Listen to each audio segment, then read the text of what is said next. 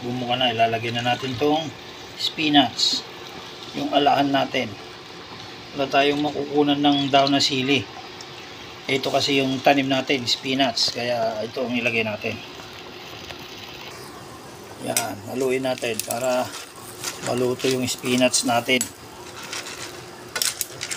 Yan ang mga tanim nating spinach, imported.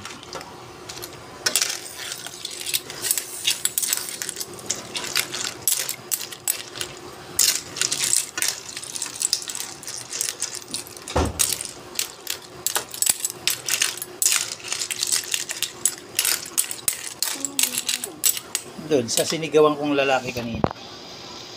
Anong oras? Kanina. Kaya kainin sa gabi? Pwede. Ano lasa? Sarap. Sarap. Tama lang yung sabaw, dagdagan ko pa, hindi na. Sarap. Bubuhit. May anghang, ano? Yan ang finished product natin ng alahan. Ayan. Sarap umigop ngayon ng sabaw. Ayan, sabi ko na nga ba eh, masarap umigop po.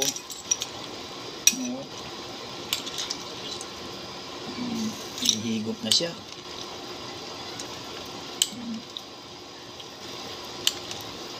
Ayan, sarap yan. Ayan, finished product natin.